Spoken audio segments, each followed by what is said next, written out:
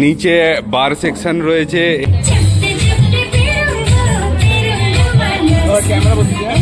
দুঃখটা একটু ভুলে গেলাম ফেভালেকে। Muktinath is tough. ক্যামেরায় জল পড়লো কিনা জানি না। এই হচ্ছে এই অফ রোড। এটা আমরা অন্ধকারে বেরিয়েছিলাম আসার দিনে। চাটা খুব ভালো। তার সাথে আমরা খাচ্ছি আজকে বানরুটি। এটা আমাদের ব্রেকফাস্টও নয়, লাঞ্চও নয়, একটাই ব্রাঞ্চ। আবার আমরা পোখরাতে হোটেল দিদিতে চলে এসেছি। বোটিং আমাদের কপালে নেই।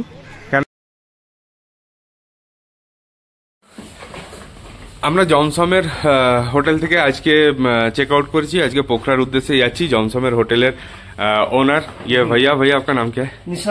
निशान। জমসম জাস্ট এয়ারপোর্টের একদম পাশে। আর নিশান ভাইয়া একটা ইনফরমেশন দিল যে পরের বছর আপার মুস্তাঙে যদি কেউ আসতে চায় তাহলে তার চার্জটা একটু কম হতে পারে বা 6000 নেপালি কারেন্সিতে হতে পারে। সেই চেষ্টা চালাচ্ছেন এনারা। থ্যাংক ইউ, आपका हॉस्पिटैलिटी बहुत अच्छा था, थैंक यू। জমসম থেকে বেরিয়ে যাচ্ছি, আজকে পোখরার উদ্দেশ্যে যাব। জমসম থেকে পোখরা প্রায় 151 কিলোমিটারের জার্নি আমাদের করতে হবে। খুব সিনিক বিউটিওয়ালা রোড পাবো। ওয়েদার মোটামুটি ক্লিয়ার। বেনি পর্যন্ত এখান থেকে রোড কন্ডিশন খুব একটা ভালো নয়। এখান থেকে ঘাসা পর্যন্ত রোড ভালো। ঘাসা থেকে বেনি পর্যন্ত রোড কিন্তু খারাপ। ল্যান্ড করতে যাচ্ছে সামনেই, যে জমসম এয়ারপোর্টে ছিল সেই এয়ারপোর্টে এই ফ্লাইটটা ল্যান্ড করবে। আর আমরা এই মারফা জংশনের মধ্যখানে একটা ব্রিজ ক্রস করছি। ক্রস করে আগের দিকে এগিয়ে যাবো। আমার এই ডান দিকে মারফা ভিলেজ। কালকে আমরা এই মারফা ভিলেজ এক্সপ্লোর করেছি, তোমাদেরকেও দেখেছি। জমসম থেকে পোখরা যাওয়ার পথে ডান দিকে পড়ে মারফা ভিলেজ। খুব সুন্দর ভিলেজ, পারলে একবার তোমরাও ভিজিট করো। সামনে একটা স্নো ক্যাপ মাউন্টেন। আমরা ঘাসার দিকে এগোচ্ছি। ঘাসাতে চেকপোস্ট আছে, হয়তো ওখানে এক্সিট করাতে হবে। আসার দিনে আমরা রাত্রেবেলা এইসব ব্রিজ গুলো পেরিয়েছিলাম, কিন্তু তোমাদের দেখাতে পারিনি, তাই আজকে দেখাচ্ছি। এরকম সুন্দর সুন্দর ব্রিজ কিছু, এই যে কালীগণ্ডকী রিভার, আর সুন্দর একটা পাইনের জঙ্গল।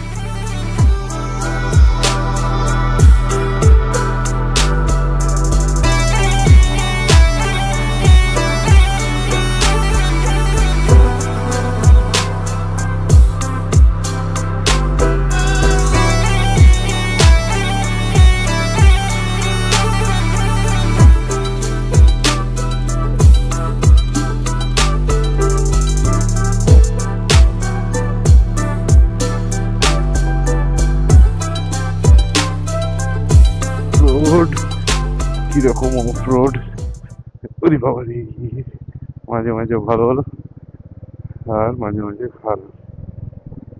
আস্তে আস্তে যেতে হবে। একটা ওয়াটার ক্রসিং আছে, ওপর থেকে জল পড়ছে এইভাবে। ক্যামেরায় জল পড়লো কিনা জানি না। এই ঘাসা পেরোলাম। ঘাসা থেকে বেনি এখনো প্রায় 45 কিলোমিটার মতো বাকি। এরপরেই রোডটা একটু অফ রোড হবে পুরোটাই।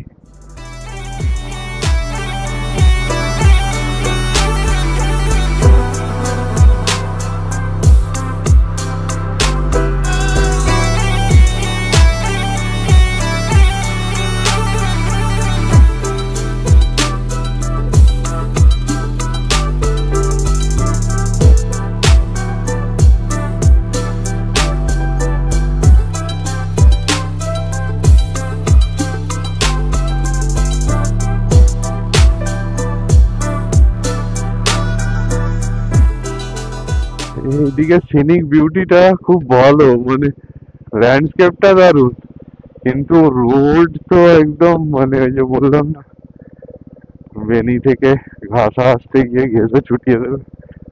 পাশ দিয়ে বয়ে গেছে কালীগণ্ডকী নদী, মুখের উপরে পড়ছে রোদ, আর এরকম একটা অফ রোড রাস্তা।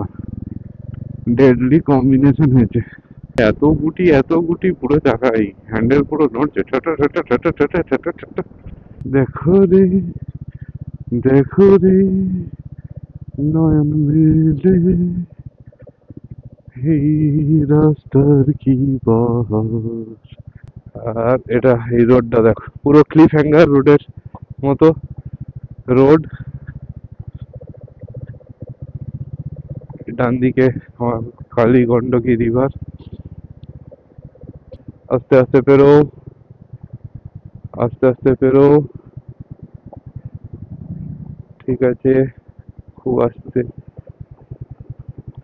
খুব আস্তে, একদম পেরিয়ে গেছি। তবে বলে রাখি আরেকটা কথা, আরেকটা ইনফরমেশন, মানে বেনিতেই কিন্তু লাস্ট পেট্রোল পাম্প আছে। আমাদেরকে অনেকে বলেছিল, তো যদিও পেট্রোল পাওয়া যায়, ব্ল্যাকে পেট্রোল ওখানে পাওয়া যায়, মারফাতে পাবে, তুমি জমসমে পাবে, কিন্তু অথেন্টিক পেট্রোল পাম্প বেনিতেই শেষ। তো এটা রেকমেন্ড করব যে বেনি থেকে ফুল ট্যাঙ্ক ফুয়েল করিয়ে তারপরে যেও মুক্তিনাথ। এই হচ্ছে বেনি, বেনি ব্রিজ, বেনি বাজার। আমরা বেনি বাজার থেকে এখানে এই লাস্ট পেট্রোল পাম্প এখানেই ছিল। এই যে এটাই হচ্ছে পেট্রোল পাম্প।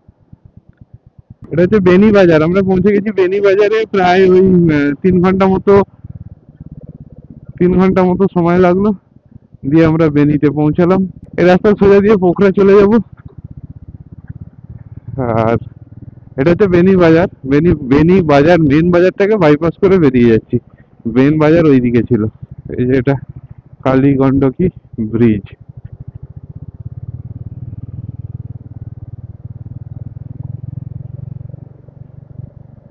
কালী গন্ডকী রিভার। এত ধুলো রাস্তায়, এত ধুলো খাওয়াচ্ছে, আজকে সারাদিন খাবার খেতে হবে না, ধুলো খেয়ে খেয়ে পেট ভরে যাবে।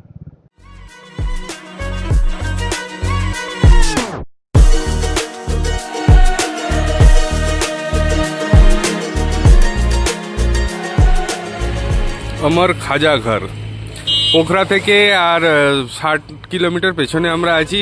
প্রচণ্ড চায়ের ক্রেভিংস হচ্ছিল, তাই জন্য আমরা চা, পাউরুটি আর কি পার্লেজি ছিল, তাই তো? চা, পাউরুটি আর চাটা কেমন? চাটা খুব ভালো। তার সাথে আমরা খাচ্ছি আজকে বানরুটি। এটা আমাদের ব্রেকফাস্টও নয়, লাঞ্চও নয়, একটাই ব্রাঞ্চ। তো ভালোই লাগছে খিদের মুখে। চাটা খেলাম, চাটা খেয়ে বেরিয়ে গেলাম। চা খেয়েছি, পার্লেজি বিস্কুট খেয়েছি, পাউরুটি খেয়েছি। খেয়ে ওখানে আমাদের বিল হলো 315 টাকা। বাট চাটা খুব ভালো ছিল। এই জায়গাতেই আমরা ফাইন ভরাতে এসেছিলাম, এইখানটাতেই, এই চকটাতেই, যে আমাদের চালান কেটেছিল রোড পারমিটের। এই এই গলির এই অফিসটাতে, অফিস মানে কি, ওটা একটা ওই সাইবার ক্যাফে টাইপের মোবাইলের দোকান। ওখান থেকেই ওকে ক্যাশ দিলে ও অনলাইনে পেমেন্ট করে দেয়।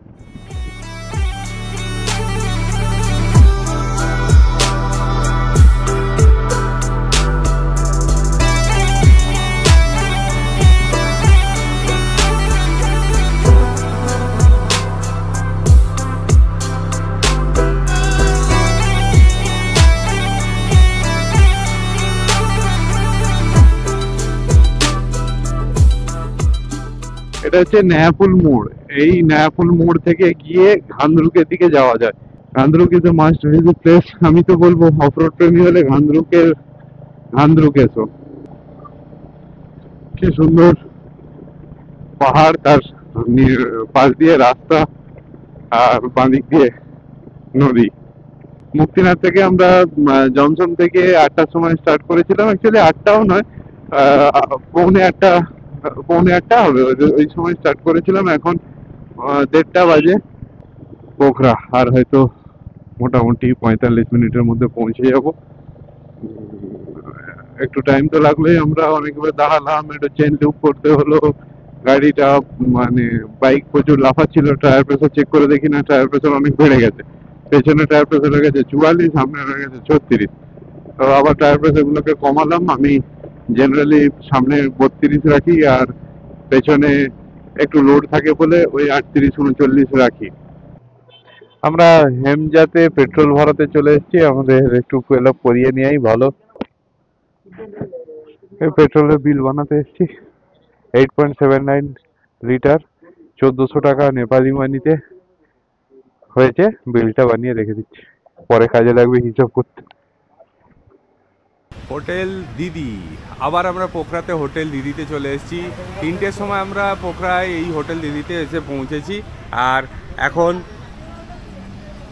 এখন যাব ফেওয়া লেকে বোটিং করতে। বোটিং করে ওখানে একটা মন্দির আছে, জাস্ট নামটা ভুলে যাচ্ছি, তাল সামথিং, মন্দিরের নামটা আমি ভুলে গেছি। দিয়ে ওখানে বোটিং করে তারপরে চলে আসবো। আজকেই মোটামুটি ধরে রাখতে পারো আমাদের নেপাল ট্রিপ শেষ। কালকে আমরা এখান থেকে নেপাল থেকে বেরিয়ে আবার ইন্ডিয়া পৌঁছে যাব। ফেওয়া লেকের ধারে, ফেওয়া লেকের আগের দিনই বলেছিলাম যে আগের দিন ফেওয়া লেক আমরা অন্ধকারে দেখেছিলাম, আজকেও প্রায় অন্ধকার হয়ে এসছে। বিকেল আমরা ফেওয়া লেকের পাশে চলে এসেছি। ফেওয়া লেকের পাশ থেকে আমাদের একটু স্নো ক্যাপ মাউন্টেন দেখা যাচ্ছে, ফিস্টেল দেখা যাচ্ছে, অন্নপূর্ণা 2, অন্নপূর্ণা 1 দেখা যাচ্ছে। একটু জুম করে দেখানোর চেষ্টা করি যদি দেখতে পাও। ওই যে দেখতে পাচ্ছি ওইটা অন্নপূর্ণা, আর এদিকে ফিস্টেল খালি চোখে বেটার দেখা যাচ্ছে, কিন্তু ক্যামেরাতে অতটা ক্যাপচার করছে না। বাট এখানে সবাই বোটিং করছে। বোটিং 6টাতে ক্লোজ হয়ে যায়, আমরা 5টা 10 বাজে আমরা যেতেই পারছি না। ফেওয়া লেকের সৌন্দর্য উপভোগ করছি আমরা। বোটিং আমাদের কপালে নেই, কেন এত সিজন, মানে এটা এখানে সিজন চলছে আর এত বোট রয়েছে, এত লোক বোটিং করছে যে ড্রাইভার পাওয়া যায়নি, তাই জন্য আমরা এবারে ফেওয়া লেকে বোটিং করতে পারলাম না।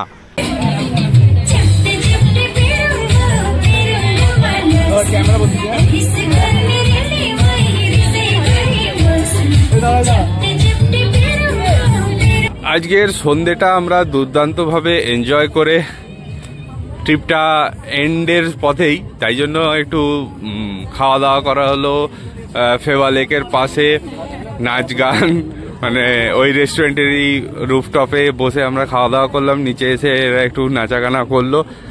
দুঃখটা একটু ভুলে গেলাম ফেওয়া লেকে বোটিং না করার। নেপাল ট্রিপ আমাদের প্রায় শেষের পথে। প্রত্যেক দিন চাউমিন আর মোমো খেতে খেতে সবাই খুব ফেড আপ, তাই আজকে 360 sky lounge Pokhara Phewa lake সাইডের একটা রুফটপ রেস্টুরেন্টে সবাই চলে এসছে। আর এখানেই আজকে আমাদের ডিনার হবে। ডিনারে কি অর্ডার করছি সেটা পরে দেখাবো, পুরো অ্যাম্বিয়েন্সটা আগে দেখাচ্ছি। নিচে বার সেকশন রয়েছে, এখানে একটা বড় টিভি চলছে, আর এই হচ্ছে রুফটপে বসার জায়গা। এই হচ্ছে রুফটপে বসার জায়গা। পুরো অ্যাম্বিয়েন্সটা একটা মায়াবী অ্যাম্বিয়েন্স। সামনেই রয়েছে স্নো ক্যাপ মাউন্টেন, রাত্রেবেলা দেখা যাবে না। এইখান থেকে ভিউটা দেখো, সামনেই হচ্ছে ফেওয়া লেক। এইটা হচ্ছে ফেওয়া লেক, এটা পুরো ফেওয়া লেক। আর আমরা এখানে বসে বসে এখন অর্ডার দেয়া কি হবে সেটাই ভাবনা চিন্তা চলছে, তাই তো। 360 স্কাই লাউঞ্জে আজকে আমাদের ডিনার হচ্ছে। ডিনারে আছে ভেজ ফ্রাইড রাইস আর চিকেন কষা। মুনেরও তাই, ভেজ ফ্রাইড রাইস আর চিকেন কষা। আর এরা নিয়েছে চিকেন সাংহাই, যেটা সার্ভ করা হয় ভেজ ফ্রাইড রাইস অথবা নুডলসের সাথে। ওরা দুটোই কম্বো ট্রাই করেছে। খেয়ে বলো কিরকম? খুব ভালো টেস্ট, মানে জাস্ট এইমাত্র খেলাম, খুব ভালো, একদম গরম গরম দিয়েছে দুটোই, মানে নুডলসের সাথেও ভালো লাগছে আর রাইসের সাথেও খুব ভালো লাগছে। Very good. মুম্বা